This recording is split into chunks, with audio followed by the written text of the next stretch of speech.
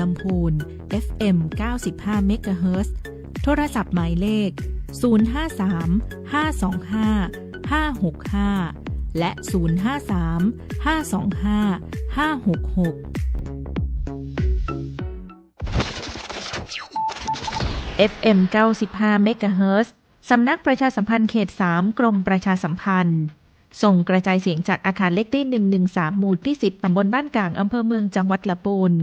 จากนี้ไปสถานีร่วมกับสำนักงานสาธารณสุขจังหวัดลำพูนกระทรวงสาธารณสุขเสนอรายการมอลำพูนจวนอู้เรื่องสุขภาพเจ้า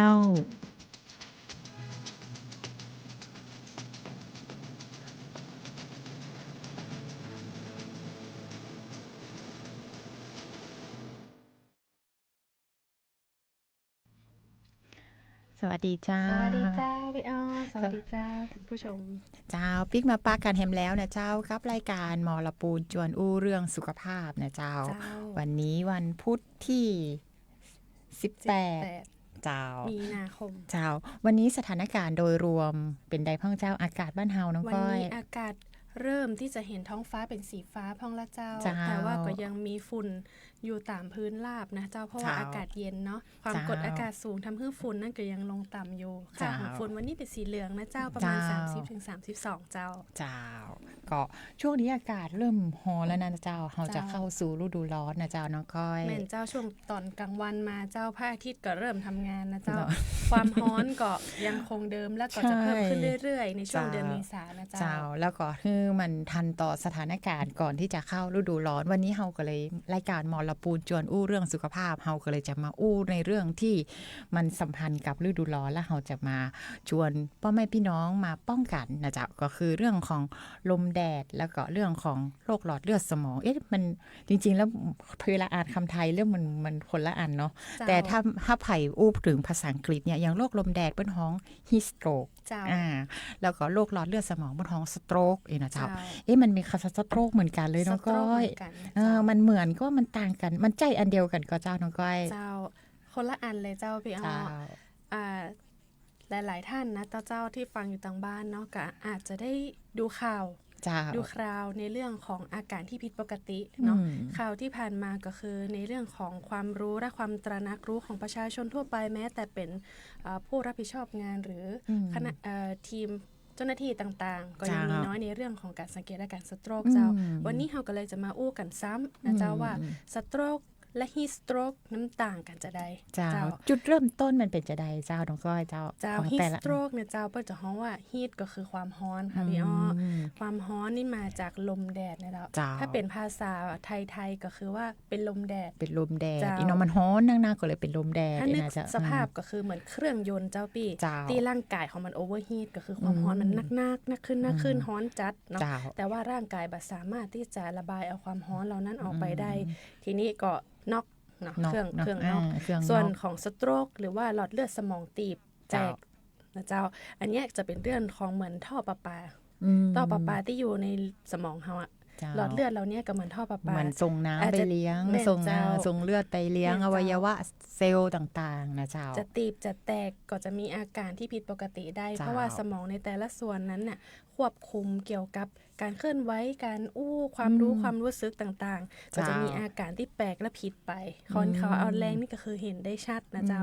แล้วก็ความแตกต่างของมันก็คือในเรื่องของสาเหตุหลักเนาะสาเหตุหลักก็คือถ้าเป็นลมแดดหรือฮีทสโตรกเนี่ยก็คืออุณหภูมิภายนอกอ่ะจะร้อนเจ้า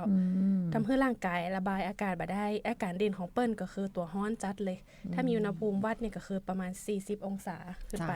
บะหมี่เหงื่อนะเจ้าอากาศที่ร้อนในหน้าก็จะแดงคนไข้ก็จะสับสนเพ้อเนาะหรือบางเตื้อก็อาจจะหมดสติได้เลยซึ่งจะเห็นได้จากว่าคนนั้นน่ะเจอกันที่ไหนถ้าหากเจอเปิ้ลในโซนที่เปิ้ลทำงานกลางแจ้งงานก่อสร้างเจ้าหรือละอ่อนผู้สูงอายุที่อยู่นอกสถานที่เนาะก็คืออยู่กลางแจ้งแดดร้อนหรือนักกีฬาจะเจอได้ง่ายๆเลยแล้วก็การช่วยเหลือของเปิ้ลเนี่ยก็คือการจะต้องทำให้อุณหภูมิลดลงก็คือเข้าที่ร่มเจ็ดตัวด้วยน้ำเย็นหรือว่าประคบน้ำแข็งตามข้อภาพถ้ามีเนาะแต่ถ้าเป็นเรื่องของเย็นลงจะกระเจ้า คือร้อนก็ต้องทำให้เย็นเนาะระบายความร้อนให้ได้มากที่สุดเพราะว่าเหงื่อเปิ้นบ่ออกอะค่ะในร่างกายของเปิ้นร้อนขนาดเนาะส่วนในเรื่องของสโตรกหรือหลอดเลือดสมองเนี่ยจะเป็นสาเหตุหลักก็คือความผิดปกติจากหลอดเลือดติดตีบติดตันติดแตกเนาะส่วนว่าสาเหตุหลักๆมาจากอย่างเดียวลำดับถัดไปก็จะอู้ฟังต่อนะจ๊ะอาการเด่นของโรคหลอดเลือดสมองก็คือว่าน่าจะเบี้ยวจะแขนขาจะอ่อนแรงครึ่งซีกบัดชัดปวดหัวรุนแรงหรือว่าเป็นขึ้นมาเฉียบพลันอันนี้จะต้องเฝ้าระวังว่าจะเป็นอาการของหลอดเลือดสโตรกเนาะกลุ่มเสี่ยงที่ไหนพ่องแน่นอนเจ้าผู้สูงอายุหลอดเลือดเริ่มแข็งเริ่มบางนี่ก็จะเป็นหลายๆโรคอยู่ละแล้วก็กลุ่มโรคที่มีปัญหาว่าโรคประจำตัวจากโรคบาดติดเชื้อเนี่ยแหละเจ้าจากโรคเกี่ยวกับพฤติกรรมก็คือโรคเรื้อรังบอกว่าจะเป็นเบาหวานความดันโรคไขมันสูงนะเจ้าซึ่งการช่วยเหลืออันเนี้ยจะต้องอิงกับเวลาเลยถ้าเวลาที่เริ่มเป็นและเวลาในการรักษารวดเร็วก็จะทำให้เครื่องมือทางการแพทย์หรือยาเนี่ยเข้าไปช่วยขยายหลอดเลือดได้เร็วที่สุดเพราะฉะนั้นน่ะสำคัญมันต้องประเมินให้ตันน้องก้อยเนาะเจ้าอันหนึ่งที่พี่อ้อหันชัดเลยมันคล้ายๆกันอยู่อันหนึ่งเจ้าอย่างของโรคลมแดดเนี่ยนะเจ้าคือถ้าอาการเริ่มต้นมันอาจจะเมาหัวอ่อนเพลียปวดศีรษะแล้วก็เริ่มตัวร้อนเนาะแล้วก็แต่อันนึงมันก็จะมีเรื่องของการชักบ่ฮู้เรื่องไอ้เจ้าเริ่มเบลอแล้วเนาะอาการเบลอๆแล้วก็บ่ฮู้เรื่องสับสนเนี่ยกับอาการที่มันเป็นสโตรกเนี่ยมันจะเริ่มใกล้เคียงกันละแต่ว่าบ่ว่าจะเป็นฮีสโตรกที่เป็นลมแดดหรือโรคสมองหลอดเลือดสมองเนี่ยเนาะแสดงว่าถ้าอาการแล้วเนี่ยถือว่าเป็นอาการสำคัญนะน้องก้อยเนาะมันอยู่เฉยไม่ได้ละมันนี้จะต้องมีการดำเนินการที่จะต้องส่งต่อโดยเจ้ารีบไปโรงพยาบาลให้เร็วที่สุดโทร1669นะเจ้าจุดเริ่มต้นของ2โรคนี่นะเจ้าก็มีทั้งภายในและก็ภายนอกเนาะถ้าฮีสโตรกเนี่ยปัจจัยที่ภายใน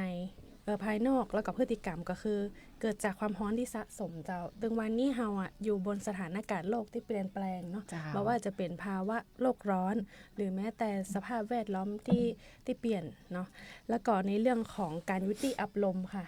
ตีอับลมอากาศบาไทยเทความร้อนก็อยู่ขำอยู่หั่นเนาะร่างกายระบายบาตานตัวในส่วนที่กินน้ำน้อยเนาะใส่เสื้อผ้าที่หนาเกินไปในอากาศที่ร้อนๆเนี่ยก็มาช่วยระบายแล้วก็ตัวกระตุ้นทำอันนึงก็คือการดื่มแอลกอฮอล์เจ้าพี่อ้อดื่มแอลกอฮอล์แบบคลายหนาวนะเจ้าดื่มแอลกอฮอล์ในที่ที่ร้อนเนี่ยหลอดเลือดก็จะขยายตัวเนาะแล้วก็ร่างกายก็จะเสียน้ำเร็วขึ้นเนาะหรือว่าการกินยาบางชนิดอย่างเช่นยาขับปัสสาวะ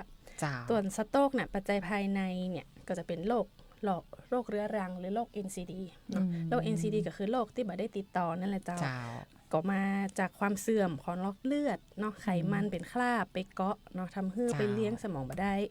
ปัจจัยเสี่ยงก่อนนี่เจ้าความดันโรคความดันนี่เป็นอันดับ1แล้วละปูนเฮาเนี่ยถือว่าเป็นอันดับ5ของประเทศเลยทีเดียวขนาดนั้นเลยก็เจ้าแม่ละเจ้าเพราะสิ่งที่เฮาต้องอู้อยู่ทุกวันในการให้ความรอบรู้เพราะว่าอย่างเพราะเรื่องเหล่านี้มันใกล้ตัวของทุกคนนะเจ้าอาหารบ้านเฮาประเดี๋ยวนี้มันส่งผลค่อนข้างเยอะตัวนะเจ้าแล้วก็เจ้ามันซื้อหาได้ง่ายขึ้นเนาะและอาหารหลายอันเนี่ยมันก็มีเปิ้นว่ามีโซเดียมเนาะเป็นองค์ประกอบในการที่จะนี่มันเลยทำให้คนไข้ความดันของคนละปูนเฮาเนี่ยพี่ว่าไปดูตัวเลขมาเป็นหลักหมื่นเจ้าทั้งก้อยตึงความดันและเบาหวานนะเจ้าเกือบจะเป็นแสนละแล้วแถมเยอะขนาดนั้นเลยกลุ่มเสี่ยงที่น้ำหนักเกินเจ้าน้ำหนักเกินรอบเอวเกินส่วนสัดส่วนต่างๆเกินก็จะก่อให้เกิดโรคได้ง่ายเจ้าเพราะฉะนั้นเนี่ยเฮาก็เลยต้องมีการรณรงค์ในการคัดกรองสุขภาพเนาะเหมือนตรวจสุขภาพรถเจ้าจะได้รู้ว่าความเสี่ยงเฮารู้ระดับไหนและจะได้ปรับปรุงพฤติกรรมจะใดเพราะตอนนี้ทุกคนอาจจะยังบ่เกิดเหตุเพราะโรคเหล่านี้เหมือนฆาตกรเงียบเจ้ายังมาเกิดเหตุทันทีแต่ถ้าเกิดปุ๊บก็คือไปเลยแต่สิ่งที่น่ากลัวก็คือมันบ่ไปน่าจะเจ้าเป็นพิการแล้วก็ชีวิตก็คือคุณภาพชีวิตอาจจะแย่ลงเนาะเพราะนอกจากจะมีเรื่องของโรคความดันที่มันเยอะแล้วเนี่ยพี่อ้อหันตัวเลขของเบาหวานเนาะรวมทั้งโรคที่เกี่ยวข้องกับหลอดเลือดตัวและโรคหัวใจก็เยอะขึ้นมะเร็งก็เยอะขึ้นตัวนะเจ้าซึ่งตรงเนี้ยมันก็จะเป็นสัมพันธ์ปัจจัยเสี่ยงเนี่ยพอดีตะกี้เฮาอู้ถึงเรื่องของโรคหลอดเลือดสมองเนาะปัจจัยเสี่ยงมันมาด้วยกันหมดเลยมันมาเป็นพวงเลยนะเจ้าน้องก้อยเจ้า ไหนๆก็เรื่องปัจจัยเสี่ยงแล้วเนาะก็จะเรื่องของความดันเบาหวานไขมันนะเจ้าแล้วก็ในเรื่องของสูบบุหรี่เพราะบุหรี่เนี่ยเพิ่มความเสี่ยงในเรื่องอัมพาตเพราะสารพิษเราเนี่ยไปสู่ที่หลอดเลือดโดยตรงเนาะหลอดเลือดตีบหนืดเสร็จแล้วเนี่ยก็จะก่อให้เกิดโรคแต่ถ้าหากว่ายุดสูบเนาะ 2-5 ปีได้เนี่ยก็จะลดความเสี่ยงในโรคนี่ต่อยเป็น 30-40% ได้เลยนะเจ้าแล้วก็ที่สำคัญก็คืออ้วนนะเจ้าขาดการออกกำลังและที่สิ่งที่ไปกระตุ้นก็คือแอลกอฮอล์ต่อยในเรื่องของความร้อนและไปถึง2สโตรกเลยนะเจ้าน้องก้อยเจ้าน้องก้อยอู้ถึงเรื่องบุหรี่พี่อ้อมีเรื่องเล่านิดนึงวันจันทร์ที่ผ่านมาพอดีพี่อ้อไปประชุมเรื่องของสมาพันธ์เพื่อการไม่สูบบุหรี่นะเจ้ามีอาจารย์ท่านหนึ่งอาจารย์วัญชาตินะเจ้าเปิ้ลมาอู้ประเด็นหนึ่งซึ่งมันทำให้พี่อ้อฉุกคิดเหมือนกันเปิ้ลบอกว่าตึงวันเนี่ยเขาเฝ้าระวังเรื่องของ PM 2.5 น้องก้อยเวลาตัวเลขมันเกิน75เนาะมันก็จะเป็นสีแดงใช่ก่อเขาก็จะมีการเตือนกันขนาดเลยบอกว่าประเดี๋ยวนี้ทุกคนมุมออกบ้านนะต้องสวมแมสสวมหน้ากากอนามัยแต่หูก็เจ้าเวลาเขาสูบบุหรี่เนี่ยค่าไอ PM 2.5 ที่มันเป็นละอองที่มากับไอควันบุหรี่เนี่ยกับบุหรี่ไฟฟ้าเนี่ยมันเยอะยิ่งกว่า75ไมโครกรัมแหมนะเจ้ามันเป็นหลักพันเลยนะเจ้าน้องก้อยไม่เยอะมากเพราะฉะนั้นเนี่ยอย่างเฮาถึงบ่ได้มานั่งระวังกับตรงนี้อ่ะเจ้าเฮาสูบบุหรี่1มวนเนี่ยเทียบกับเฮาอยู่ในปริไอยังก็ในพื้นที่ที่มี PM 2.5 นักๆเนี่ยเหมือนขนาดเลยนะเจ้าก็ถือว่าเข้าใจเนาะการกระจายเสียงนี้นะเจ้าไปยังพ่อแม่พี่น้องที่อยู่ต่างบ้านคนใกล้ชิดหรือคนในครอบครัวของท่านที่ยังสูบบุหรี่อยู่นะเจ้าก็ขอให้ลดละเลิกเนาะเพราะว่านอกจาก PM 2.5 ที่มารบกวนในชีวิตเราก็ยังมีเรื่องของการสูบบุหรี่ก็คือการที่เรานำสิ่งที่เป็นสารพิษนี่แหละเจ้าเรากำลังทำร้ายตัวเองและทำร้ายผู้อื่นไม่ได้มีเฉพาะควัน PM 2.5 นะเจ้ามันมีทั้งตัวของนิโคตินนะนิโคตินที่อยู่ในน้ำมันนะเจ้าแล้วก็มันจะมีพวกสารต่างๆที่มันมาพร้อมกับควันบุหรี่ตัวนะเจ้ามาสารพิษมาและคณะเนาะนิโคตินและเยอะมากเลยนิโคตินทำให้ติดเนาะแต่หลังจากอย่างอื่นนี่ก็คือทำลายสุขภาพบ่ได้ทำให้เสียชีวิตโดยฉับพลันแต่ก่อให้เกิดคุณภาพชีวิตที่บ่ดีแล้วเราสามารถจะย้อนเวลาไปแก้ไขอย่างใดเจ้าสิ่งที่ดีที่สุดก็คือการทำชีวิตในทุกวันนี้ให้ดีที่สุดเนาะวันนี้ตะกี้เฮาอู้เรื่องการเส้นทางในการสู่ดวงดาว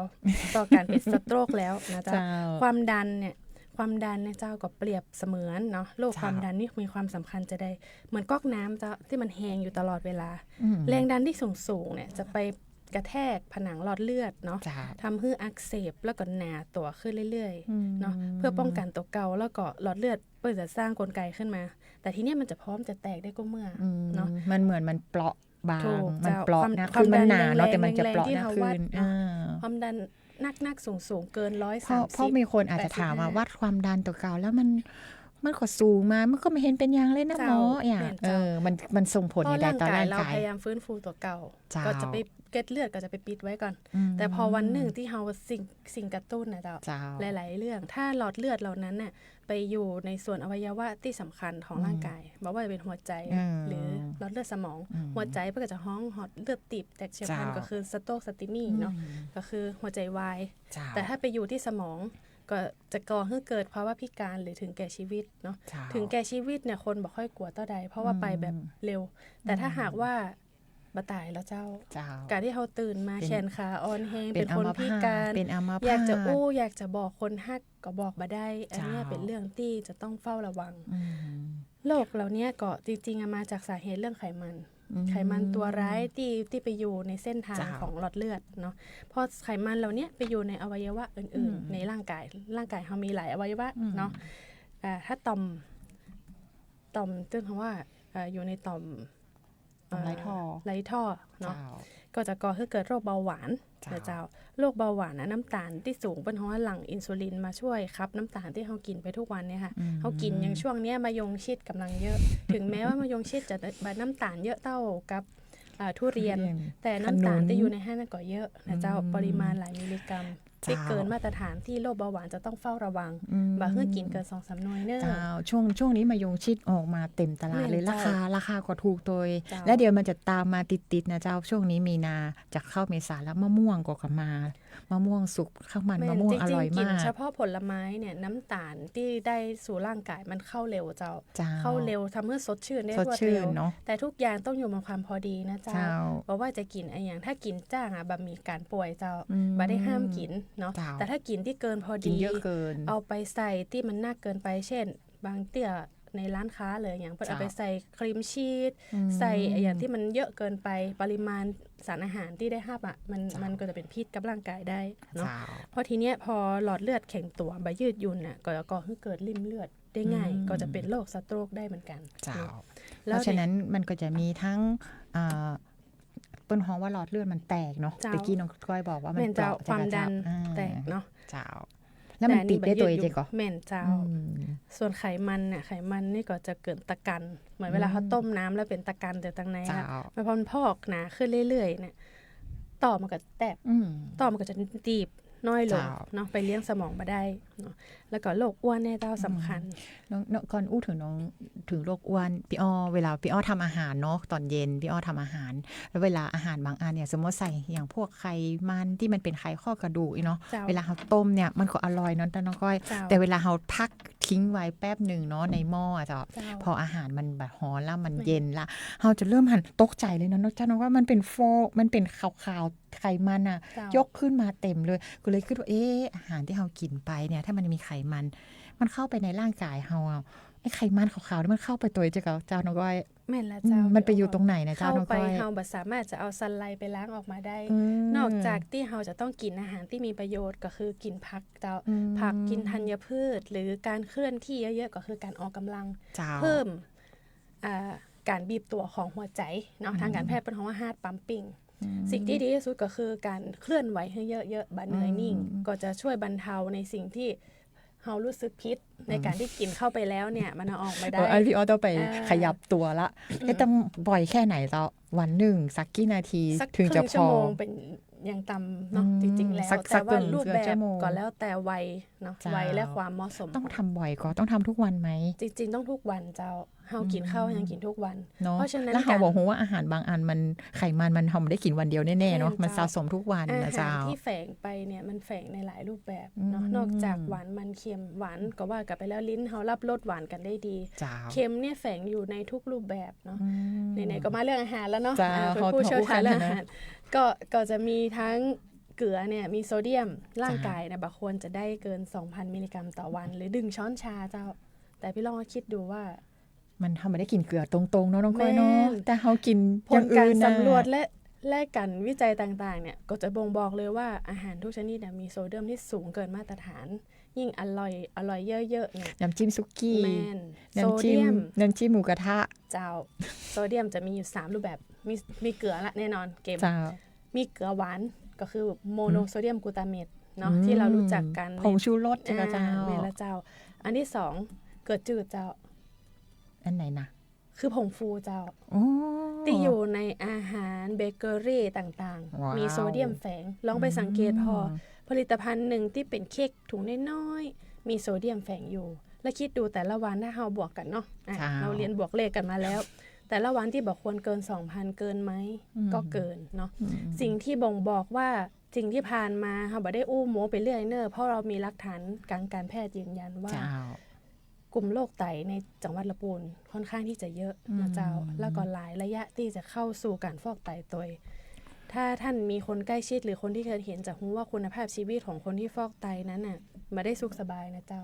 ทิศหนึ่งจะต้องไปฟอก เพราะเราต้องถอดเอาไตไปฟอกข้างนอก หรือถึงแม้ว่าจะมีการฟอกหน้าท้อง จะได้แล้วมันก็ไม่ได้สุขสบาย เจ้า คือการที่เฮาป้องกันบ่คือเป็นดีที่สุดการส่งเสริมอย่างสิ่งที่เฮากำลังอู้ก็คือ สิ่งที่บอกให้ทุกท่านดูแลตัวเองลำพูนเฮานอกจากเป็นเมืองการท่องเที่ยว เป็นเมืองที่มีทรัพยากรสมบูรณ์ เจ้า เมืองแห่งความ สุข กินข้าวล ความ ำ สุขเขาเลยกินข้าวเรา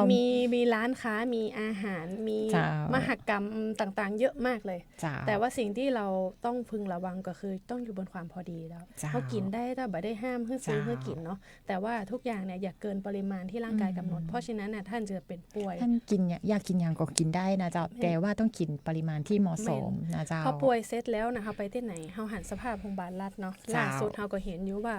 บุคลากรทางการแพทย์ของเฮาอะเริ่มที่จะ ลดน้อยถอยลงในความที่ต้องอยู่ดูคน24 ชั่วโมงคนหนึ่งคนมันบ่ได้ง่ายนะเจ้าเพราะว่าในการดูแลนั้นน่ะดูองค์รวมเนาะวันนี้วัดความดันอะไรอย่างเต้าใดถ้ายิ่งเป็นเคสอุบัติเหตุจะต้องมีการมอนิเตอร์ในเรื่องของติดตามในเรื่องของสัญญาณชีพทุก10 นาที15 นาทีอย่างประมาณนี้ค่ะคนไข้วิกฤตในโรคอื่นๆโดยมีกี่คนถ้าเวลาที่มีงานมีมหกรรมที่กินเหล้าเมาเกิดอุบัติเหตุกับบุคลากรการแพทย์แล้วเนี่ยเจ้าตั้งแต่กู้ชีพเนาะในการไปหับไปส่งเนาะบางครั้งอาจจะดีเลย์เพราะว่าเกิดเหตุพร้อมกันไปถึงโรงพยาบาลแล้วก็ต้องมีพยาบาลที่อยู่เนาะพยาบาลดูจะได้พ่องเนาะแพทย์เนาะที่ผลิตมาก็ค่อนข้างที่จะยากเพราะฉะนั้นวันนี้เรา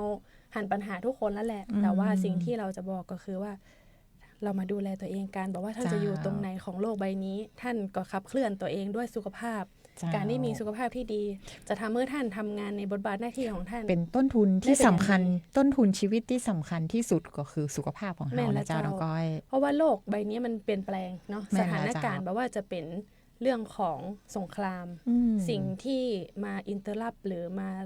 ติดตั้งเฮาในความขาดแคลนต่างๆแต่จริงๆละปูนเฮาประเทศไทยเฮาเนี่ยมีทรัพยากรธรรมชาติที่เพียงพอถ้าเฮาสามารถปรับวิถีชีวิตได้ที่มันพอดีบ่เกินไปเฮาก็จะอยู่ได้แบบบ่ทุกข์มากแต่ถ้าเฮากังวลทุกข์มากเดี๋ยวเฮาจะป่วยเจ้าพี่อ้อน้องก้อยอู้ถึงเรื่องของความกังวลความคิดมากเนาะแล้วตะกี้ไปเชียดนิดนึงในเรื่องของสงครามนะจ๊ะแล้วก็มันมีผลกระทบช่วงนี้ผลกระทบเห็นชัดมากก็คือเรื่องของราคาน้ำมันเนาะเช้ามาพี่อ้อก็จะเห็นภาพของรถไปต่อคิวเติมน้ำมันซึ่งปรากฏการณ์แบบเนี้ยช่วงก่อนๆเขามาเห็นเลยนะจ๊ะช่วง 2-3 วันมานี้เขาเห็นเยอะเลยนะจ๊ะแล้วก็บางปั๊มก็ขาดน้ำมันไปเลยแต่มันไม่ได้สำคัญเท่าที่ความรู้สึกความเครียดความตึงเครียดที่มันอยู่ในแต่ละคนเนาะเราจะต้องคิดละค่าน้ำมันที่มันนักขึ้นเราแบกรับอย่างราคาสินค้าอย่างก็จะเยอะขึ้นเพราะฉะนั้นเนี่ยสิ่งที่ตามมาก็คือความรู้สึกเครียดและก็กังวลเราจะมีวิธีการดูแลตัวเก่าเราได้จะได้พ่อของเจ้าก้อยตรงนี้ต้องหันกลับมาเลยเจ้าดูคนในกระจกง่ายๆเลยนะเจ้าว่าประเดี๋ยวเนี่ยเราเดินมาถึงตรงไหนละแน่นอนว่าทุกคนมีหน้าที่เนาะละออนน้อยเปิ้ลก็มีหน้าที่เรียนความรับรู้ของเปิ้ลมาต่อใดแต่วัยที่เรียนรู้เยอะนะเจ้าวัยทำงานขึ้นไปถึงสูงอายุเนี่ยก็ต้องหันกลับมามองว่าทุกอย่างอ่ะบทสุดท้ายสูงสุดมันคือสู่สามัญแต่สิ่งที่เราจะคงอยู่ได้เนี่ยก็คือการปรับ mindset เจ้าก็คือการคงที่ว่าอันนี้เรื่องของการปรับตัวถ้าเราสามารถที่จะปรับตัวในสิ่งแวดล้อมที่เปลี่ยนแปลงแล้วก็ประคับประคองใจให้บ่ไหวไปตามสิ่งที่มากระทบเราก็จะทำให้เราบ่เครียดนักเพราะว่าที่เราป้องกันบ่ให้เราเครียดเพราะอย่างเพราะถ้าอันน่ะคนในกระจกที่เราพอทุกวันเนี้ยเวลาเครียดกิ้วกับจนกันแล้วเจ้ากดในน้ำย่อยในกระเพาะก็จะลังเจ้าเดี๋ยวจะเป็นกระเพาะเจ้าและแหมปอถ้ามีโรคประจำตัวอยู่แล้วอย่างที่ว่ามาหลอดเลือดอะไรอย่างต่างๆฮอร์โมนก็จะผิดปกติหัวใจก็จะเต้นเร็วขึ้นก่อให้เกิดโรคแล้วก่อให้เกิดภาวะที่ผิดปกติมากมายเราจะต้องไปหับยาแล้วเราก็ต้องไปเครียดในการรอหมอเนาะเพราะว่าโรงพยาบาลของเราถึงแม้จะมีเอกชนบ้างแต่อย่างใดแล้วเนี่ยตามสิทธิการรักษาทั่วไปโรงพยาบาลรัฐเนี่ยก็จะยังเป็นติที่ทุกคนเนี่ยจะต้องไปดูแลเจ้าก็ถ้าอู้ถึงความเครียดเนาะช่วงนี้มันเครียดจริงๆเจ้าน้องก้อยมาว่าพี่อ้อคิดว่าหลายๆคนมีเผชิญกับสถานการณ์เนี้ยลึกๆมันตึงเครียดนะเจ้าเพราะฉะนั้นเนี่ยสิ่งที่คิดตามมาก็คือว่าแล้วเราจะใช้ชีวิตอยู่อย่างมีบนสถานการณ์แบบภายใต้ความตึงเครียดเราเนี่ยอย่างใดแล้วก็มันจะอยู่ในสภาวะนี้ไปแหมเมินก็แต่อันนึงพี่อ้อคิดถึงพระดำรัสของในหลวงรัชกาลที่9เจ้าเนาะก้อยพี่อ้อคิดถึงคำว่าความพอเพียงเนาะอันนี้อาจจะต้องปิกมาใช้กับคนในพื้นบ้านของบ้านเฮานะเจ้าคือเฮาอาจจะต้องการชีวิตความเป็นอยู่ต้องดำรงอยู่บนความพอเพียงเนาะเฮาอาจจะต้องกลับไปใช้ในช่วงนี้เนี่ยคือที่จริงในทุกวันเฮาก็น่าจะต้องใช้อยู่ละแต่ว่าเฮาอาจจะต้องนักขึ้นนะเจ้าเฮาอาจจะต้องการกินการอยู่เนาะเฮาอาจจะต้องอาศัยการช่วยตัวเก่านักขึ้นปลูกผักอะไรอย่างเงี้ยจะ พืชผัก แม่นเจ้า สวนครัว พี่อ้อ ที่สำคัญมันปลอดภัยตัวนะ แม่นเจ้าม ากหนักกว่าที่เราไปซื้อเพราะว่าสารเคมีก็มามีเราลดการรายจ่ายลงเจ้า จริงๆในมิติการดูแลสุขภาพของเฮาเนี่ยมันเชื่อมโยงกันไปหมดเจ้า เจ้า ในทุกๆหน้าที่อย่างเช่นทางเกษตรเนาะ อืม ถ้าเกษตรปลอดภัยแล้วมีผลิตภัณฑ์มีเมล็ดพันธุ์ต่าง อืม ๆ มีการเผยแพร่วิธีการปลูกที่ง่าย เจ้า อย่างทุกวันนี้เราจะเห็นในสื่อทั่วไป จะมีต้นเมล็ดพันธุ์อะไรอย่างต่างๆ ที่ปลูกง่ายในพื้นที่เล็กๆ เจ้า หรือว่าจะมีกระบะน้อยๆมีทรายไปจำเป็นต้องมีที่กว้างขวางระดับไร่ ประเดี๋ยวนี้ปลูกในน้ำก็มี เด็ด ปลูกในน้ำก็มีเนาะ แม่นเจ้า เออ ก็สามารถที่จะกินได้ แล้วพักเหล่านี้ก็จะเป็นพักที่ทำให้ช่วยชะล้างสิ่งที่เรากินเข้าไป เจ้าน อกจากไขมันต่างๆเนี่ยเรายังมีเรื่องไมโครพลาสติกอีกค่ะพี่อ้อว่าในสิ่งที่เรากินในชีวิตประจำวันเราหลีกเลี่ยงค่อนข้างจะยากเพราะไมโครเหล่านี้คือเล็กมากๆเนาะบอกว่าจะเป็นยาหรืออย่างที่แฝงไปแบบด้วยภัยสุขภาพต่างๆเนาะ เจ้า อู้ไปเดียวก็จะก่อให้เกิดความเครียด เพราะฉะนั้นเนี่ยสิ่งเหล่านี้มันก็มีเป็นเรื่องธรรมดาเจ้า แต่ถ้าหากว่าทางบ้านเราเนี่ย จ้ะ ก็คือนึกภาพน้ำที่ขุ่นเนาะ อืม ถ้าหากมีการกวนสารส้ม หรือว่าทำให้น้ำนิ่งเนี่ยทุกอย่างมันจะตกตะกอนแล้วตกตะกอนตกผลึกคือว่าคนเฮาเนี่ยที่เกิดมาทุกคนน่ะมีบุญของตัวเอง เจ้า แล้วก็จะมองเห็นว่าสิ่งที่เฮาควรจะไปต่อตั้งหน้าเป็นจะใดแต่ตราบใดที่เฮายังมานิ่งเนี่ยมันก็จะความวุ่นวายเจ้าอันนั้นก็มีปัญหาอันนี้ก็มีปัญหา กึดบ่ออกึดบ่พดนะเจ้าน้องก้อยว างแผนทุกอย่างให้อยู่บนสิ่งที่ เป็นไปได้ เป็นไปได้เนาะ อืม แล้วก็พอเพียงอย่างที่พี่อ้อว่ามาตัว เจ้า เนาะว่าบางอันเนี่ยมันก็จะเกิดปัญหาเหมือนที่เราเห็น เจ้า อย่างที่ความต้องการที่มากเกินไป อย่างการอยากได้ในสิ่งที่บัดใจของตัวเก่าก็ก่อให้เกิดสงครามได้ เพราะฉะนั้นมันไม่ได้ก่อให้เกิดแค่คนคนเดียว ก็จะเป็น เจ้า ทั้งโลกที่เราจะต้องรับผลการกระทำไปด้วยกัน เจ้า เนาะแต่ทั้งนี้ทั้งนั้นเราเชื่อว่าประเทศไทยเราเนี่ยโดยเฉพาะเมืองละปูนเนาะ เจ้า เป็นเมืองที่มีผู้มีบุญ แล้วก็พื้นฐานจิตใจของญาติพี่น้องญาติธรรมต่างๆเนี่ยก็จะเป็นคนที่จิตใจเอื้ออารีต่อกัน ในสถานการณ์ใจเอี้ยก็อาจจะต้องดูว่ามีการเอาเปรียบอย่างขึ้นหรือเปล่า เพราะจ เจ้า ริงๆทรัพยากรต่างๆ มันมีในพื้นที่เฮา อืม แต่ถ้าอ้างอิงว่าทุกอย่างจะต้องใช้น้ำมันทุกมดเนาะสมมติ เจ้า อาหารทะเลแน่นอนแล้วบ้านเฮามันมี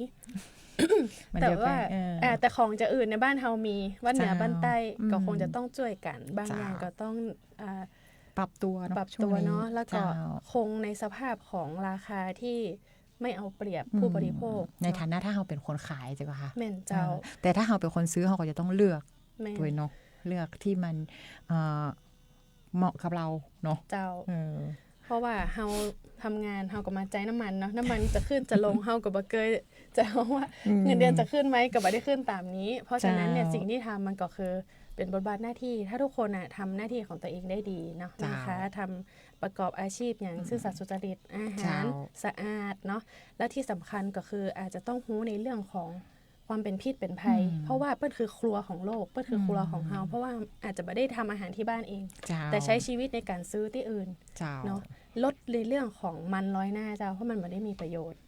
ลดในเรื่องของการเกม มันลอยหน้านี่คือ แม่ มันจะมีอาหารเนาะบางประเภทที่มันเป็นต้มเป็นอย่าง เจ้าเป็นต้มเป็นแกงต้มพัดน้ำมัน เจ้าแล้วมันจะลอยมา แม่น มัน เจ้า เวลามันเอาน้ำหน้ามาลาดนี่นะมัน เจ้า ทำเพื่ออาหารดูน่ากิน แม่ นะ น เจ้าน้องก้อย แต่ก็คือเกิดโรคเจ้าตอนนั้นคุณกำลังวางยาพิษครอบครัวคนอื่นอยู่เนาะในเรื่องของเค็มเนี่ยต้องใส่ในปริมาณที่พอเหมาะ แต่ถ้า เจ้า หากว่าเยอะเกินไป แล้วก็ยังใส่น้ำปลาใส่อย่างแฮมเนี่ย ก็จะก่อให้เกิดบางเตื้อเปิ้นเลือกมาได้ ถ้าสมมติ เจ้า เปิ้นเคยกินเกม อันนี้ก็คือไปเติมมาคนเดียวประมาณเนี้ยค่ะ จ เจ้า ริงๆวลีง่ายๆ กินจืดยืดชีวิต แต่มาถึงขั้นว่าจืดๆเนี่ยนะเจ้า จนมันมีรสเลยเนาะมันบันลามมาเจ้าบางคนบอกว่ามันบันลามมาหมอ แม่ อ่ะ นเฮามีเครื่องมันคำว่าซอลมิเตอร์เครื่องเหล่านี้จะช่วยตรวจวัดปริมาณความเค็มได้ เจ้า ซึ่งอสมของเฮาก็ผ่านการอบรมค่อนข้างที่จะหลายคนละเปิ้นก็จะให้ความรู้ต่อได้ว่าเค็มปริมาณไหนสดได้บ่เกินเท่าใดเจ้า เจ้า ก็จะทำให้ระยะเวลามันไม่ได้เป็นทันที แม่น แต่ถ้า ละ สิ่งแวดล้อมเนี่ยเปลี่ยนไปแต่กันนะแล้วก็เพิ่มพื้นที่ในการออกกำลังเทศบาลอาจจะเอื้อตอนเนี้ยทุกที่อ่ะเหมือนจะมีเครื่องออกกำลังกันละ แต่บ่ค่อยได้ใจกันเนาะมันก็จะเป็นสนิม หรือบ่ใจเครื่องออก อาจ กำ จะ ลั ต้อง งก็ ปัด ได้ ฝุ่นอาจจะต้องปัดฝุ่ แม่ น นเจ้า อ่า แค่เดิ หาน พื้นที่ แม่น ในหมู่ เจ้า บ้านในบ้านของเราก็ได้มันต้องมี สักที่นี่แหละที่มัน เจ้า สามารถวิ่งมาได้ขอยืดเหยียดกล้ามเนื้อก็ยังดีนะเจ้า การออกกำลังก็มีหลายแบบนะ เจ้า บอกว่าจะเป็นการยืดเหยียดกล้ามเนื้อ ม ที่เราเคยอู้กันไปแล้วเนาะ เจ้า หรือว่าการเดินการวิ่ง อืม การปั่นรถถีบจะได้ก็ได้รู้สึก เจ้า รู้สึกว่าหัวใจเต้นเร็วขึ้น อืม เนาะ บางคนเมื่อทำโยคะบางคนก็ขอยืดเหยียดกล้ามเนื้อแล้วก็เปิดเพลงเบาๆไปตัวเอง เจ้า นะเจ้าเพื่อที่จะให้เกิดความผ่อนคลายเนาะแล้วก็ แม่นเจ้ามี มีการทำให้กล้ามเนื้อเนี่ยมันมีการยืดและก็การหดตัว มันทำให้ร่างกายเขาแข็งแรงขึ้นนะเจ้าเนาะ เจ้า อืม ที่เราอู้กันมานี่เนาะพี่อ้อก็จะ เจ้า เป็นในเรื่องของ6เสาหลัก อืม แต่ก่อนเนี่ยมันจะมี3อ2ส1น เจ้า ตอนนี้มองว่าสิ่งที่เราอู้น่ะมีปัจจัยอย่างอื่น ที่ เจ้า ไม่ใช่เรื่องสุขภาพอย่างเดียว อืม เนาะ 6เสาหลักแรกแน่นอนเจ้า you are what you eat ก็คือการกินหรือหลักการทางโภชนาการเนาะ เจ้า ก็ข้อสรุปง่ายๆ ที่เราอู้กันไปก็คือกินเป็นเนี่ยกินจ้างก็จะลดโรค เจ้า ลดการเป็นโรคนะเจ้ามาเจ้ลดโรคใบนี้นะ จ๊ะ โรคนะเจ้า ลดโรค ล นะ ด เจ้า โรคภัยต่างๆนะ เจ้า เจ้าลดหวานลดมันลดเค็มในสิ่งที่พอดีเนาะ อันนี้ หวาน ลด มาเกิน อันนี้ หก ลด ช้อนชา อันนี้ลดลอลิงเนาะ ลดลอลิง ลอลิงดอเด็กลด จ้ามาเจ้ นะ ร เจ้า สชาตินะเจ้า ลดลอลิงนะน้อยๆลง หวานน้อยหน่อย เออ บ่เกิน6ช้อนชาต่อวัน เจ้า เนาะ มันก็บ่เกิน2เนาะแล้ว เค็ ก็ ม เค็มก็บ่เกิน1เนาะ อืม เจ้าแล้วก็ ลดหวานมันเค็มนะ แม่ เจ้าน อันนี้ เจ้า ต้องท่องเป็นสูตรไว้เลยนะเจ้า พักผลไม้ ม หรือธัญพืช เจ้า และที่สำคัญคือในเรื่องของอาหารแปรรูปค่ะ อืม แปรรูปคืออย่างซอสไส้กรอกหมูยอหรือผลิตภัณฑ์ที่แบบใช้อาหารสดทันที เปิ้นจะผ่านวิธีกรรมที่จะทำให้ของเราเนี่ยคงรูปและอยู่นานต่างที่ดีก็กินของสดจะดีกว่า เจ้า แต่มีไว้ก็ป้องกันตายไปก่อนได้ ในช่วงนี้ เพราะว่าอาจจะเกิดเหตุการณ์ที่บ่คาดฝัน อืม เนาะเพราะฉะนั้นเนี่ยการปลูกผักอย่างที่พี่อ้อว่าผักที่หากินได้ง่ายๆ เจ้า ผักพื้นบ้านสวนครัวรั้วกินได้ตอนนี้น่าจะเริ่มกลับมาแล้วแหละ เจ้า ว่าน่าจะเป็นเทรนด์ที่เรามีทรัพยากรเหล่านี้อยู่สามารถที่จะดำรงชีพได้นะเจ้า ถึงแม้น้องก็จะบอกว่ากินผักผลไม้เนาะลดหวานมันเค็ม แต่พี่อ้อก็ยังคิดว่าอาหารที่มันเป็นตัวหลักอย่างเช่นโปรตีนเนาะ เจ้า เนื้อนมไข่เนี่ยก็ยังมีความจำเป็น อ๋อ แล้วก็มีความสำคัญอยู่ เพราะว่ามันส่งผลต่อ แม่น ความแข็งแรง ส่งผล ถูก ต่อภูมิคุ้มกันใน เจ้า ร่างกายของตัวเอง ถ้ามองนึกภาพจานข้าวเด็กห เจ้า รือจานข้าวกลมๆออก ครึ่งหนึ่งเนี่ยถ้าหากว่าเราเริ่มต้นกินผักก่อน เจ้า ความหมายก็คือมันจะไปลดการดูดซึมน้ำตาล ที่เราจะกินนักต่อไป เจ้า ถ้าเริ่มต้นพักก่อนเนี่ยเปิ้ลเลยบอกคือพัก2ส่วน ส่วนโปรตีนกับคาร์โบไฮเดรตกับสิ่งที่จำเป็นและการ เจ้า เติบโตของร่างกาย โดยที่คนเฒ่าก็จะเป็นต้องกินโปรตีนนะ เจ้า อันนี้ก็คือครึ่งของที่มีในปริมาณสัดส่วนนั้น อืม นะเจ้า เพราะฉะนั้นน่ะก็ยังจำเป็นอยู่ก็คือสัดส่วน2-1-1 เจ้า 2-1-1นะเจ้าโปรตีนที่ดีที่สุดก็จะเป็นในพวกไข่เป็นเนื้อ เนื้อเป็นนม เนื้อเป็น แล้ว ปลา แล้วมัน เป็น จะ สัตว์ มีพวกอาหารพวกถั่วและธัญพืช แม่น เม เจ้า ล็ดแห้งตัวพวกอันนี้เนี่ยนอกจากมันจะเป็นพ มี วก โปรตีนและยัง โปร มีไขมันดีตัว ใช่ เจ้า ค่ะ แล้วทีนี้กินเสร็จแล้วเขาก็ไปออกกำลังต่ออย่างที่ เจ้า บอกเนาะก็คือขยับร่างกายก็วันนะเจ้า เจ้า ก็คือเป็นยาวิเศษแล้วแหละเนาะ ใบยูเหนื่อยนิ่งเนาะ แม่ มีการขยับไป กิน มา ข้าวก่อน นั่ เดิ ง นเอ โต๊ะ ว นั่งโต๊ะหน้าคอมเมิน เจ้า เขาก็ต้องลุกพ่องนะเจ้า แม่น ออกไป เจ้า ยืดเหยียดกล้ามเนื้อพ่องอีนะเจ้า ลดอ้วนลดโรค อ่า สโตรกได้ตัวลด เจ้า โรคหัวใจได้ตัวอย่างน้อยก็ 150 นาที อ่า จริงๆมีนาฬิกา คือ จับ คือ ได้ มันต้องมีทั้งสองส่วนนะเจ้าน้องก้อยมันมีการขยับร่างกายการเคลื่อนไหวในชีวิตประจำวันเนาะกับการจัดกิจกรรมที่เป็นจัดเวลามาเลยสำหรับการออกกำลังกาย แม่นเจ้า เพื่อเสริมสร้างให้ร่างกายมันแข็งแรงนักขึ้นนะเจ้านอกเหนือจากที่เราเคลื่อนไหวประจำวัน แม่นเจ้า แล้ว ก็คือว่าเราจัดเวลาสักอย่างน้อยวันสักเกินชั่วโมง 30 นาที ถ้าบ่ได้แต่15 นาทีก็ยังดี แม่นละ นะ เจ้า เจ้าออกกำลังกายที่มันเป็นระบบเพื่อร่างกายมันสูบฉีดกล้ามเนื้อที่มันเพิ่มอัตราการเต้นของหัวใจที่มันเพิ่มขึ้นนะเจ้ามันจะได้ทำให้หัวใจและเส้นเลือดของแข็งแรงตัวเอ แม่ ง น นะ เจ้า เจ้า แล้วก็ทำให้เราคลายเครียดได้ตัว แม่น พ แล้ว อออก เจ้าก ำลังกายเสร็จ อืม นอนเจ้า เสาหลักที่ 3 ในชีวิตเรา แต่ต้องนอนทันทีไหมต้องเว้น ไม่ ระยะ ค่ะ หน่อยนึงเนาะ คือนอนทันทีมาได้ เออ ถ้าหลังอาหารอย่างน้อย3 ชั่วโมง นอนเมื่อไหร่ดี แม่น นอน เจ้า เมื่อไหร่ดี นอน 4 ทุ่มเป็นต้น ประมาณ ไป 4 ทุ่ม ในช่วงเวลาคนปกติเนาะ จ้า แต่อาจจะมีในเรื่องกะเรื่องเวรอันเนี้ยก็ต้องหมุนนาฬิกาชีวิต หลังจากขึ้นเวรแล้วก็ต้องพักอย่างประมาณ อันนี้หมายถึงบางอาชีพที่ แม่นเจ้า ท่านต้องอยู่ขึ้นเวรนะเจ้า แม่น เวร แล้ว เช้า เจ้า เวรบ่ายเวรดึกหรือบางท่านทำงานในนิคมอุตสาหกรรมนะเจ้าแล้วก็มีกะดึกอย่างเงี้ยนะเจ้า ช่วงเวลาของนาฬิกาชีวิตก็คือจะมีการหลั่งสรรเมลาโทนินเนาะในช่วงนั้น เจ้า แล้วก็ถ้าเป็นละออนน้อยถ้านอนหลับลึกก็จะดีมีการหลั่งกรด ถ้าเป็นละออนน้อยๆนะอย่างน้อย9ชั่วโมงเลยนะเจ้า เจ้าก ลางวันกลางคืน9ชั่วโมงมาถึงต้องได้นอนกลางวันตัวเองนะเจ้า แม่นเจ้าร วมแล้วจะต้องได้9ชั่วโมง แม่น 8 แล้ ถึ ว ง เจ้า 9ชั่วโมง แล้วก็สำหรับคนใหญ่บ้านเฮาก็ประมาณเฉลี่ยก็โดยประมาณสัก8ชั่วโมงเนาะน้องก้อยเนาะ เจ้า อย่างถ้าได้9ชั่วโมงก็จะดี ก็ นะ ดีแต่อาจจะ แต่ ได้ภา แต่ ระ มัน หน้าที่ แต่ด้วย เนาะ ด้วยข้อจำกัดหลาย แม่ ๆ น อย่าง เจ้า อาจจะบ่ถึงนะเจ้าเนาะ และที่สำคัญก็คือต้องลดมือถือก่อนนอน เออ การดูโซเชียลก่อนนอนเนี่ย เจ้า ทำให้แสงสีฟ้าเนี่ยรบกวนการนอนเจ้า อืม ทำให้นอนหลับบัสนิท เจ้า เนี่ย น้องก้อยเจ้าฮู้กับเจ้าว่าแต่ก่อนเนี่ยพี่อ้อไปสอนละอ่อนเนาะก็จะบอกห้ามดูทีวี เจ้า ระยะดูทีวีเนี่ยฮู้กับเจ้าว่าในทีวีเนี่ยมันก็คือมีแสงสีฟ้าที่น้องก้อยออกมา นอกจากแสงสีฟ้าเนี่ยสิ่งที่มันออกมาพร้อมกับแสงสีฟ้าก็คือความเร็วของการเปลี่ยนภาพแต่ละภาพ อืม ใน1วินาทีเนี่ยมีภาพเยอะมากเลย เจ้า เพราะฉะนั้นเนี่ยเวลาที่เราอยู่กับหน้าจอทีวี หรือหน้าจอมือถือ หน้าจอ iPad ณปัจจุบันนะสิ่งที่เราไม่รู้ตัวเลยก็คือ เราเรียนรู้ความไวของการเปลี่ยนของภาพต่างๆที่มันเกิดขึ้น เพราะฉะนั้นสิ่งที่เป็นพฤติกรรมตามมาของเด็กรุ่นเจนใหม่ๆ ปัจจุบันนี้นะเจ้าก็คือว่าสมองเรียนรู้การเปลี่ยนภาพเร็วๆ เพราะฉะนั้นเนี่ยความมุ่งมั่นตั้งใจหรือสมาธิเนี่ยมันจะลดลง เพราะฉะนั้นเขาจะชินกับอย่างที่มันต้องมาให้ได้ดังใจอะมาแบบต้องการตอนนี้ต้องได้เดี๋ยวนี้ เจ้า ความอดทนความพยายามก็จะลดลงนะเจ้าเพราะฉะนั้นเนี่ยเราก็เลยจะบอกว่าถ้าเด็กเล็กๆเนี่ยขอความร่วมมือผู้ปกครองเลยว่าเอามือถือออกจากมือละอ่อนเอา iPad ออกจากมือละอ่อนแล้วก็ลดเวลาของการดูทีวีลงนะเจ้าเพื่อจะช่วยทำให้ละอ่อนมีการเรียนรู้ได้ตามสมรรถนะของเขาได้นักขึ้นตัวนะเจ้า แม่นละเจ้า เพราะว่าในวิจัยต่างๆก็เห็น และในสถานการณ์ปัจจุบัน เจ้า นะเจ้าเด็กที่ยังบัตันอู้เตื้ออ ม แต่ว่าได้ดูการ์ตูนแล้วก็เสพสื่อแล้วเนี้ย อืม เปิ้นก็จะอู้เหมือนการ์ตูนเลยเจ้า เจ้า อันนี้บัจเจอู้เล่นมันมีวิจัยแล้วก็เด็กและเป็นคนไข้ในโรงพยาบาลก็ค่อนข้างที่จะเยอะ เจ้า และส่งผลอย่างที่ข่าวต่างๆเห็นนะเจ้า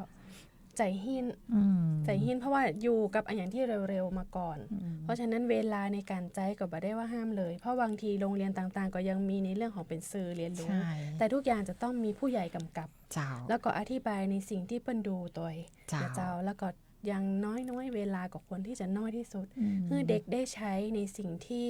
เป็นวิถีชีวิตของเปิ้นกลับมา เจ้า เป็นสูงสุดขึ้นสู่สามัญ เนาะในวัยละอ่อนของเฮายังบ่มีสื่อเหล่านี้เนาะเฮาดูทีวีเฮา ใช่ เล่นกับเพื่อนเฮามีปฏิสังคมและทักษะเหล่านี้เจ้าทำให้ในวัยเจน X Y Z ก็ยัง อืม ก็ยังสามารถที่จะดำรงชีวิตอยู่ในสังคมแล้วก็เข้ากับคนอื่นได้ เจ้า แต่ถ้าหากว่าสิ่งที่เปลี่ยนไปอาจจะนึกถึงสิทธิเนาะ อืม แต่ทีเนี้ยสิ่งที่ควรจะทำคือหน้าที่ อืม เพราะฉะนั้นเนี่ยสิ่งที่ควรที่จะเกิดก็คือเกิดตั้งแต่บ้าน หรือในสิ่งที่เรารณรงค์ในเรื่องของ EF เนาะพี่อ้อเนาะ เจ้า ในเรื่องของวัยต่าง วันหลังจะชวนน้องก้อยเอาเรื่องเล่าเรื่องการอ่านหนังสือการใช้หนังสือในเด็กมาอู้กันเนาะ แม่น น่าจะ เจ้า ม่วนนะเจ้าเฮามาลองอ่านนิทานเล่าอ่านหนังสือ ที่บ้านก็มี ออ เด็กหนึ่งคน เจ้า ใจในวิธีของการอ่านหนังสือให้ เจ้า ฟังทำให้สัมพันธภาพอย่างต่างๆเนี่ยค่อนข้างที่จะดี อืม และส่งผลให้ความคิดหรือการพัฒนาทางสมองของเปิ้ล เจ้า ค่อนข้างที่จะโอเคในระดับหนึ่งเจ้า น่าสนใจนะเจ้าเดี๋ยวเจนหัวข้อเดี๋ยวพี่อ้อไป ถ้า จัดอันนี้ไว้ แม่นเจ้าถ้าเรา จะได้เตรียม เรา ซื้อ ปู มา พื้นมาตั้งแต่น้อย ใช่ มันจะทำให้เกิดความเครียดน้อยลง ใช่ เนาะ แล้วค่ะ เสาร์ที่สี่ที่เขาอู้ในเรื่องของความเครียดเนี่ยทุกอย่างมีเหตุ เออ มีปัจจัยทุก เจ้า อย่างในกิจวัตรประจำวันเลยการเลี้ยงดู อืม ส่งผลให้เป็นบุคลิกในอนาคตเจ้า เจ้า พี่อ้อ แล้วที่สำคัญนะเจ้ามันส่งผล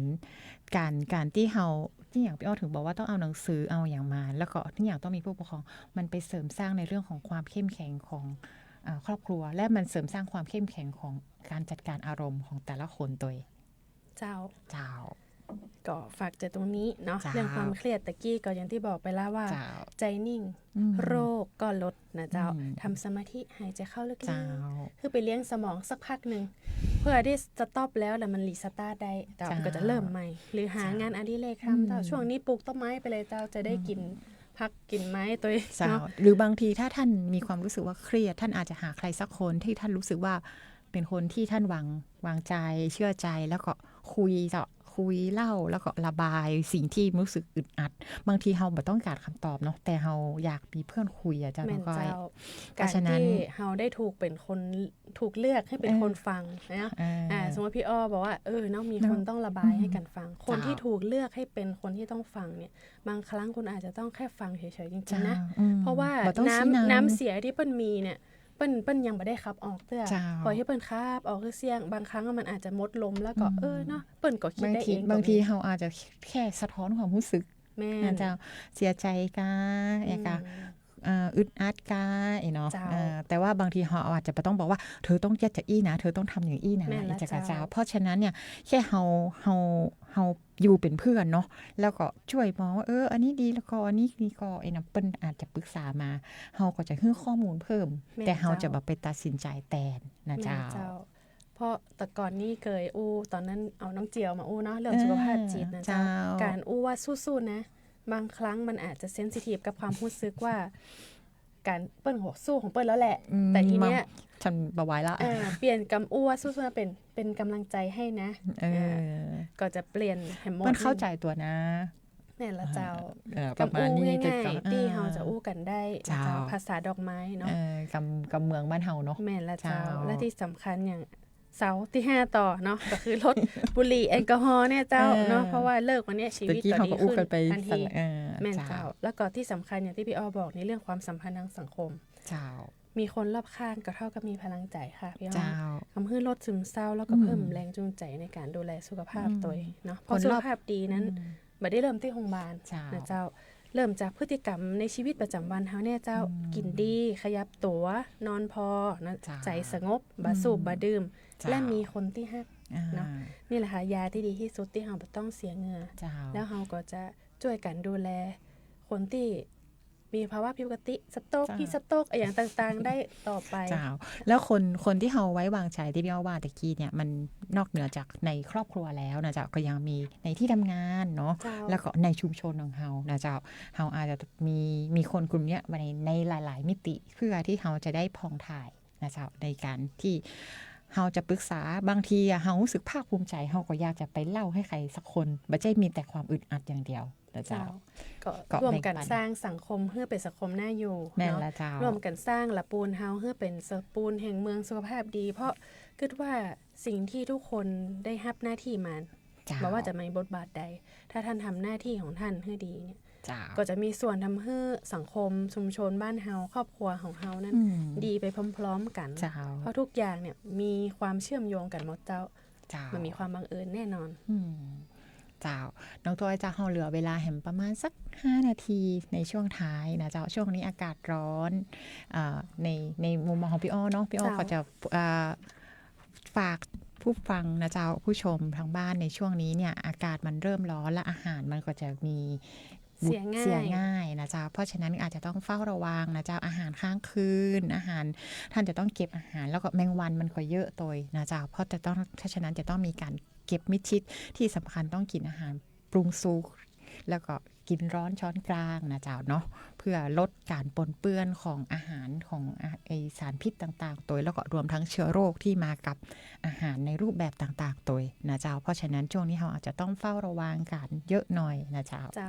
ของน้องก้อยนะเจ้ามีประเด็นไหนจะฝากท่านผู้ชมผู้ฟังพ้องกับเจ้าก็ในเรื่องของที่ฝากไปนะเจ้านอกจาก6เสาหลักแล้วมีประเด็นแถมอย่างอื่นแถมกับเจ้า6เสาหลักของเฮาก็อย่างที่บอกว่าสุขภาพดีนั้นน่ะบ่ได้เริ่มที่โรงพยาบาลนะเจ้าเริ่มที่บ้านเริ่มที่พฤติกรรมของเฮาทุกคนเลยในชีวิตประจำวันเฮาตั้งแต่ตื่นขึ้นมาเนี่ยเจ้าให้กำลังใจตัวเก่าแล้วก็สู้ต่อไปเลือกสิ่งดีๆเข้าสู่ร่างกายกินในสิ่งที่ดีนะเจ้าขยับตัวนักขึ้นอย่าเหนื่อยนิ่งเนาะแล้วก็นอนก็นอนให้ปออย่าเอาสิ่งรบกวนเนาะใจก็ให้มันสงบในสถานการณ์ที่ตอนเนี้ยมันจะเปลี่ยนแปลงมันจะวุ่นวายจะได้ข ขอให้ดำรงจิตใจไว้ให้นิ่งถ้ามาอั้นเนี่ยเฮาก็จะเจ็บป่วยและอาจจะป่วยเพิ่มขึ้นเรื่อยๆนะเจ้าตอนนั้นมันอาจจะรักษาประตันหรือยาอาจจะบ่พอเนาะในสถานการณ์ที่น่ากลัวนี้บอกว่ายาใดๆก็ช่วยเฮาบ่ได้ถ้าเฮาบ่ช่วยตัวเองนะเจ้าบ่สูบบ่ดื่มแล้วมีคนที่รักอยู่ข้างกายเพราะฉะนั้นเนี่ยยาที่ดีที่สุดเนี่ยบ่จำเป็นต้องเสียเงินไปซื้อเลยนะเจ้าเฮาบ่ต้องนำเข้าจากต่างประเทศก็ได้ถ้าท่านสามารถที่จะทำให้สิ่งที่เป็น6เสาหลักอย่างที่อู้ไปเนี่ยมันสมดุลมันบ่เว้าแหว่งด้านใดด้านหนึ่งก็จะทำให้ท่านสุขภาพดีแล้วก็สร้างสรรค์สังคมต่อไปได้เจ้านอกจากการส่งเสริมสุขภาพแล้วนะเจ้าสิ่งที่ท่านจะต้องฟังท่านจะต้องทำแหมอันนึงก็คือการประเมินว่าท่านมีอาการที่ผิดปกติอย่างก็นะเจ้าอย่างตะกี้เฮาอู้กันเรื่องของโรคลมแดดเนาะกับเรื่องโรคสมองอักเสบเนี่ยมันก็จะมีอาการสำคัญต่างๆบอกว่าจะเดินเซปากเบี้ยวแขนตกเลยนะเจ้าหรือมีการภาวะของการอึดอัดหายใจบ่ออกมีความชักเกร็งชักต่างๆนะเจ้าอันนี้ก็คือเป็นสัญญาณอันตรายนะเจ้าที่ท่านจะต้องเรียกใช้บริการของหน่วยงานทางด้านสาธารณสุขนะเจ้าก็คือโรงพยาบาลต่างๆถ้าท่านไปเองบ่ได้นะเจ้าหรืออาการฉุกเฉินเราเนี่ยการเคลื่อนย้ายเนี่ยอาจจะต้องอาศัยผู้เชี่ยวชาญเนาะทางการแพทย์ก็ใช้บริการของ1669การแพทย์ฉุกเฉินนะเจ้าซึ่งก็จะมีหน่วยบริการนะเจ้ามันจะมีคนรับโทรศัพท์เนาะโทรเข้าไปเปิ้นก็จะแจ้งว่าตอนนี้เราเจอผู้ป่วยเป็นอาการเป็นจะอี้อยู่สถานที่ที่ไหนนะเจ้าช่วยตัวเก่าได้ก่อรู้สึกตัวก่อเฮาก็บอกแล้วก็เฮาก็บอกตัวว่าเฮาเป็นไผคนแจ้งนะเจ้าอยู่ตรงไหนนะเจ้าแล้วก็เดี๋ยวเปิ้นก็จะมีการประเมินนะเจ้าน้องก้อยเนาะว่าอาการที่เฮาแจ้งไปเนี่ยสมควรที่จะลดระดับไหนนะเจ้าของท้องถิ่นอปทมารับไหนหรือจะต้องเป็นโรงพยาบาลมาห้าแล้วก็จะดูระยะทางจากสถานที่ของตั้งของโรงพยาบาลกันเนี่ยอันไหนไปไวตัวนะเจ้าแล้วก็จะนำส่งไปโรงพยาบาลที่เหมาะสมนะเจ้ากับสถานในพื้นที่หรือบางทีอาจจะต้องไปแวะในโรงพยาบาลที่เป็นที่ตั้งของเครือข่ายก่อนอันนี้ก็จะเป็นแนวทางการดำเนินการตามระบบของการแพทย์ฉุกเฉินนะเจ้าซึ่งเฮามีเครือข่ายทั่วพื้นที่จังหวัดลำพูนนะเจ้าเป็นความโชคดีเข้าในทุกๆตำบลนะเจ้าบีฟาดนะเจ้าก็คือเดินเซทรงตัวบ่ได้ตามัวหน้าเบี้ยวแขนขาอ่อนแรงเนาะอู้บ่ชัดไปส่งโรงพยาบาลให้บ่อยบ่ดีรีรอไว้แต่ถ้าเป็นสโตรกนี่สโตรกลมแดดอันนี้ตัวจะฮ้อนแล้วล่ะอันนี้เข้าที่ห่มก่อนเข้าที่ห่มแล้วก็ระบายอากาศเอาน้ำเอาอย่างลูบเซตถ้าเปิ้นฮู้คิงอย่างอู้ได้ก็ไปหาหมอก่อนเนาะหลังจากนั้นอาจจะมีโรคประจำตัวจากอื่นก็ได้ถ้ามันบ่ดีขึ้นอาการเมื่อค่อยรู้สึกตัวอันนั้นก็ต้องนำส่งโรงพยาบาลในลำดับต่อไปยิ่งลดพิการลดการเสียชีวิตแม่นละเจ้าหมดเวลาแล้วจริงๆแล้วเจ้าน้องก้อยเจ้าเฮาคงต้องปิกมาปากันใหม่ในวันพุธถัดไปนะเจ้ากับรายการมรปูนจวนอู้เรื่องสุขภาพปากันในเวลาประมาณ 10:15 นาทีโดยประมาณถึง 11 โมงนะเจ้าโดยสำนักงานสาธารณสุขจังหวัดลำพูนร่วมกับสวทลำพูน FM 95วันนี้พี่อ้อพิมพวันเขยตานะเจ้าน้องก้อยสุรศวดีศศิวรรณพงษ์เจ้าขอลาท่านผู้ชมผู้ฟังไปก่อนสวัสดีเจ้าสวัสดีเจ้าสวัสดีเจ้าพี่อ้อสวัสดีเจ้